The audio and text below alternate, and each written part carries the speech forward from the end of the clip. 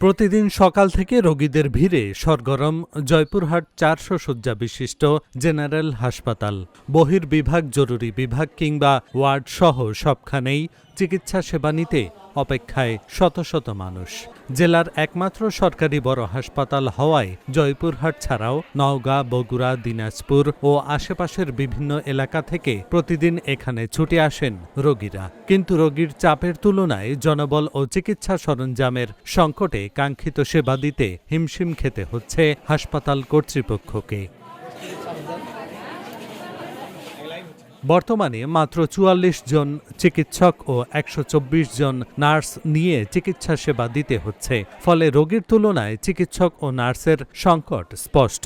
শুধু জনবল সংকটই নয়, হাসপাতালে নেই আইসিইউ, এমআরআই কিংবা অর্থোপেডিক্স বিভাগের বড় ধরনের অস্ত্রোপচারের প্রয়োজনীয় যন্ত্রপাতি। গর্ভবতী নারীদের জন্য যে সুচিকিৎসা দরকার, সুচিকিৎসার ক্ষেত্রে যে ডক্টর প্রয়োজন, তো আরও ডক্টরের দরকার আছে। আর এই আপনার অপারেশন করার জন্য বা সিজার করার জন্য যে যন্ত্রপাতিগুলো দরকার, সেগুলো আরও উন্নত মানের করানোর জন্য আমি সরকারের কাছে আবেদন করব। আর এই অর্থোপেডিক্সের যে হাত পা ভাঙার যে অপারেশনগুলো করা হয়, এই সদর হাসপাতালে এই যন্ত্রপাতিগুলো, এই অত্যাধুনিক যে মেশিনগুলো, এগুলো নাই। বেড কম, আরো ডক্টর কম এবং নার্সেরাও কম। আমাদের নানান পরীক্ষার জন্য বাইরে যেতে হচ্ছে। ঔষধ বড়ি মনে করেন যে বেশি হয় কিনা লাগতেছে এখান থেকে।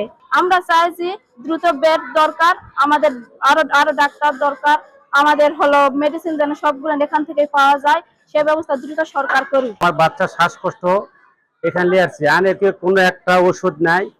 শুধু ডাক্তার ওই নার্সকে বলছে যে আমার বাচ্চা ১০০ বার আমার জ্বালাচ্ছে ডিফেন্সারি, তোমার বাচ্চার কোনো সমস্যা আমি কাছে ছাড় দেবো না। কয় আমার ডিফেন্সার ৩ বার জ্বালাইছে, আমাকে একটা কোনো ওষুধ আমি এখান থেকে পাইনি।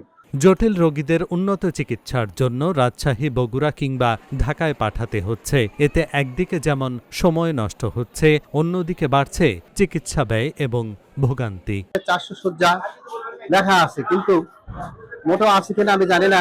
তবে রোগী অত্যন্ত সংখ্যা বেশি হওয়ার কারণে তাদেরকে এই যে বারান্দায় ফ্লোরে বেড দেওয়া হয়েছে, যেটা অস্বাস্থ্যকর পরিবেশ।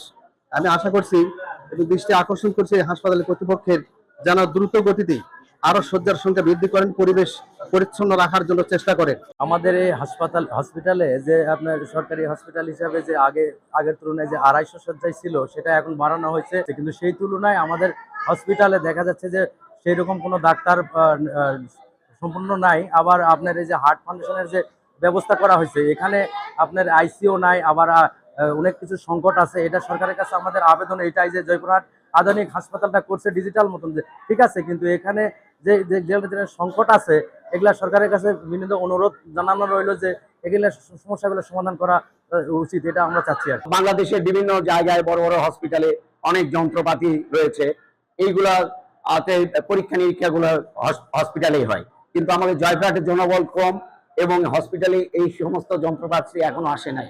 তবে বাংলাদেশ সরকারের কাছে আবেদন, জয়পুরহাটের দিকে দৃষ্টি দিয়ে এইখানে যেন অত্যাধুনিক যন্ত্রপাতি এবং লোকবল অতি অনত বিলম্বে যেন দেওয়া হয়। সরকারকে চাহিদা জানানো হয়েছে, অচিরেই ৪০০ শয্যার জনবল পেয়ে যাবেন ও খুব ভালোভাবে চিকিৎসা সেবা দেয়া সম্ভব হবে বললেন এই কর্মকর্তা। আমাদের এখানে ডায়ালাসিস সেন্টার আছে, ডায়ালাসিস চলতেছে ৫ শয্যার এবং ১০ শয্যা বিশিষ্ট একটি আমরা আইসিইউ আমাদের লোকাল অর্থায়নে এবং স্বাস্থ্য অধিদপ্তরের সহায়তায় প্রায় ১.৫ কোটি টাকা মূল্যের যন্ত্রপাতি সহ প্রায় ১০ শয্যার সমস্ত কিছু ভৌত কাঠামো আমরা তৈরি করেছি। এটারও আমরা চাহিদা দিয়েছি। অচিরেই আমাদের এই জনবল, বিশেষ করে অ্যানেস্থেসিওলজিস্ট শুধু আসলেই আমরা এই আইসিইউটা আমরা চালু করতে পারবো। আর কিছু বড় বড় যন্ত্রপাতি যেমন সিটি স্ক্যান এবং এমআরআই এর জন্য শুধু রোগীদের বাইরে যেতে হয়, বাদ বাকি সব পরীক্ষা নিরীক্ষা এখানে হয়। তো আমরা এই সিটি স্ক্যান, এমআরআই এবং অর্থোপেডিকের জন্য সিআর মেশিন তিনটাও অচিরেই চলে আসবে। দীর্ঘদিনের জনবল সংকট, আধুনিক চিকিৎসা যন্ত্রপাতির অভাব এবং বিশেষায়িত সেবার সীমাবদ্ধতা দূর করে দ্রুত ৪০০ শয্যার হাসপাতালের পূর্ণাঙ্গ কার্যক্রম চালুর দাবি জানিয়েছেন রোগী, স্বজন এবং স্থানীয়রা। Dhaka journal news desk.